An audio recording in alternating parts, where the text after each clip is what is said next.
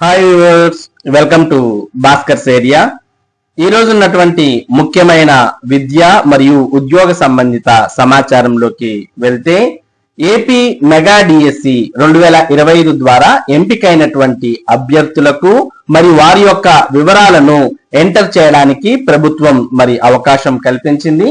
అందుకోసం ఎవరైతే mega DSC 2025లో ఎంపికయ్యారో అటువంటి వారు వారి యొక్క యూజర్ నేమ్ పాస్వర్డ్ తో మరి సిఎస్సి వెబ్సైట్ అంటే కమిషనర్ ఆఫ్ స్కూల్ ఎడ్యుకేషన్ కు సంబంధించినటువంటి వెబ్సైట్ లోకి మనం వెళ్తే అక్కడ మనకు లాగిన్ అనే ఒక ఆప్షన్ కనిపిస్తుంది. మరి లాగిన్ అనే ఆప్షన్ క్లిక్ చేసి అందులో లీప్ యాప్ ఏదైతే యూజర్ నేమ్ పాస్వర్డ్ ఉపయోగిస్తూ ఉంటామో అటువంటి యూజర్ నేమ్ పాస్వర్డ్ ఎంటర్ చేసి లాగిన్ అయ్యి మరి మీ యొక్క పూర్తి వివరాలు అందులో మీరు ఎంటర్ చేయాల్సిన అవసరం ఉంటుంది. టిస్ అంటే టీచర్ ఇన్ఫర్మేషన్ సిస్టమ్. మరి భవిష్యత్తులో ప్రభుత్వం ప్రమోషన్స్ కావచ్చు, లేదంటే బదిలీలు కావచ్చు, ఇలా టీచర్ కు సంబంధించి ఏ సమాచారం కావాలనుకున్నా ప్రభుత్వం ఈ టీచర్ ఇన్ఫర్మేషన్ సిస్టమ్ నుంచే సేకరించడం జరుగుతుంది. కాబట్టి మరి ఎవరైతే 2025 డిఎస్సి ద్వారా ఎంపికయ్యారో అటువంటి వారు ఇంకా మొదటిసారిగా మీకు సంబంధించిన వివరాలు మీరు ఎంటర్ చేస్తూ ఉన్నారు. కాబట్టి మరి మొత్తం అన్ని వివరాలు కూడా క్లియర్ గా ఎంటర్ చేసే విధంగా చూసుకోండి. ఏ తప్పులు లేకుండా ఎంటర్ చేసే విధంగా చూసుకోండి. ఇక్కడ లాగిన్ అని క్లిక్ చేస్తే యూజర్ నేమ్ పాస్వర్డ్ వస్తుంది. ఇక్కడ leap app user name, leap app password enter చేయాలి. దాని తర్వాత ఇక్కడ క్యాప్చాని ఎంటర్ చేసి సైన్ ఇన్ అని క్లిక్ చేస్తే మీ యొక్క లాగిన్ లోకి మీరు ఎంటర్ అవుతారు. దాని తర్వాత టీచర్ ఇన్ఫర్మేషన్ సిస్టమ్ అనే దాంట్లోకి వెళ్ళి మీ యొక్క పూర్తి వివరాలను ఎంటర్ చేయవచ్చు. మరి రాబోయే వీడియోలో ఏ విధంగా మీ యొక్క ఇన్ఫర్మేషన్ ఎంటర్ చేయాలి అనే సమాచారాన్ని మనం చూద్దాం. ప్రస్తుతానికైతే మెగా డిఎస్సి 2025 ద్వారా ఎంపికైనటువంటి ఉపాధ్యాయులంతా కూడా మరి ఈ సమాచారాన్ని కంప్లీట్ చేయాలి.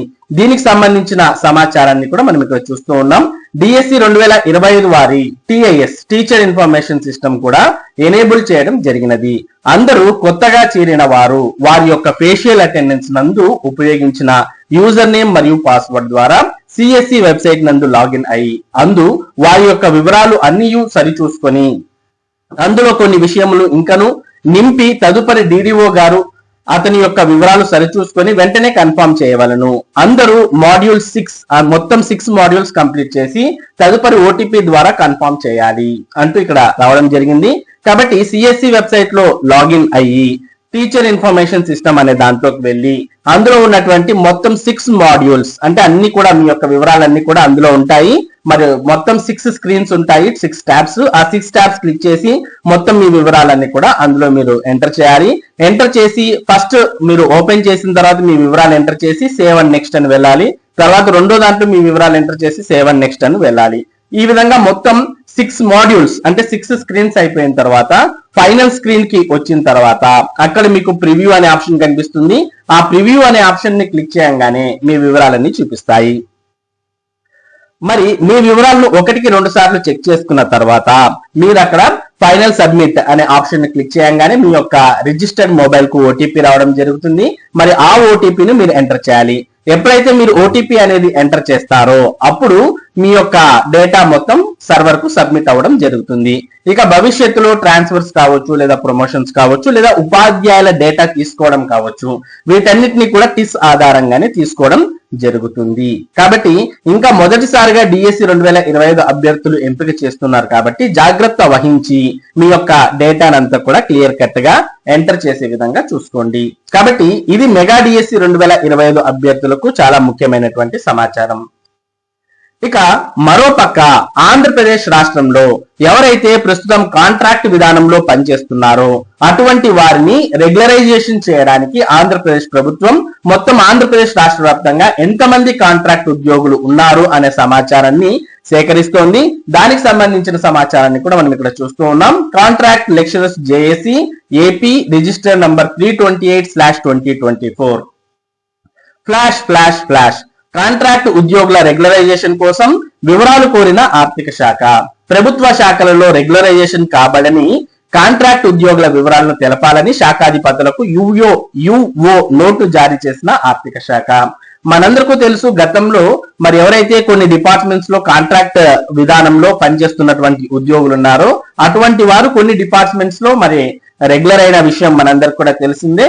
మరి కొన్ని డిపార్ట్మెంట్స్ లో కొద్దిమంది రెగ్యులర్ కాలేకపోయారు కొన్ని కారణాల వల్ల. మరి ముఖ్యంగా విద్యాశాఖకు సంబంధించిన డిపార్ట్మెంట్ లో చాలా మంది కాంట్రాక్ట్ ఉద్యోగులు ఇప్పటికీ కాంట్రాక్ట్ గానే ఉన్నారు, రెగ్యులర్ కాలేదు. మరి అటువంటి వారి వివరాలన్నింటినీ కూడా ఇక్కడ ప్రభుత్వం యుఓ నోట్ ద్వారా ఆర్థిక శాఖ కోరడాన్ని చూస్తూ ఉన్నాం. కాంట్రాక్ట్ ఉద్యోగుల రెగ్యులరైజేషన్ కోసం యాక్ట్ 30/2023 అనుసరించి ఇంకను రెగ్యులరైజ్ కాకోకుండా పెండింగ్ లో ఉన్న కాంట్రాక్ట్ ఉద్యోగుల వివరాలను UO note number 31205557/finance FIN01 HROPDPP/14/2026-HR-1 dated February 1st 2026 రూపంలో 7 అంశాలతో కూడిన వివరాలు శాఖాధిపతులను అనగా HODs ను ఆర్థిక శాఖ కోరింది. ఆయా వివరాలు శాఖాధిపతుల నుంచి అందిన వెంటనే రెగ్యులరైజేషన్ పూర్తి స్థాయిలో ప్రాసెస్ మొదలు కానుంది. జేఏసీగా తగు విధంగా ప్రభుత్వ పెద్దలతో ఉన్నతాధికారులతో ఎప్పటికప్పుడు ప్రాతినిధ్యం చేస్తున్నాం, అంతా మంచి జరుగుతుందని ఆశిస్తున్నాం అంటూ మరి కాంట్రాక్ట్ జేఏసీ వారు ఈ సమాచారాన్ని ఇవ్వడాన్ని మనం చూస్తూ ఉన్నాం. దీనికి సంబంధించిన యుఓ నోటు కూడా ప్రభుత్వం విడుదల చేసింది. కాబట్టి గతంలో ఎవరైతే కాంట్రాక్ట్ విధానంలో పనిచేస్తూ రెగ్యులరైజ్ అయ్యారో అటువంటి వారు కాకుండా ఇంకా ఎవరైతే కాంట్రాక్ట్ విధానంలోనే పనిచేస్తూ రెగ్యులరైజేషన్ చేయడానికి అర్హత ఉందో అటువంటి వారి యొక్క వివరాలన్నింటినీ కూడా పంపించాలి అని ప్రభుత్వం కోరింది. ఈ సమాచారాన్ని అంతా కూడా సేకరించిన తర్వాత వీరి యొక్క రెగ్యులరైజేషన్ పూర్తి స్థాయికి సంబంధించి ప్రాసెస్ మొదలు కానుంది. మరి దీనికి సంబంధించిన యుఓ నోట్ ను కూడా మనం ఇక్కడ చూడవచ్చు. గవర్నమెంట్ ఆఫ్ ఆంధ్రప్రదేశ్ ఫైనాన్స్ అంటూ మరి ఫిబ్రవరి 1వ తేదీన విడుదలైంది. సబ్జెక్ట్ చూస్తూ ఉన్నాం, public services finance department regularisation of contract employees in government departments furnish the data on contract employees pending for regularisation recording అంటూ ఇక్కడ ఇవ్వడం జరిగింది. ఇక kind attention is invited to the subject.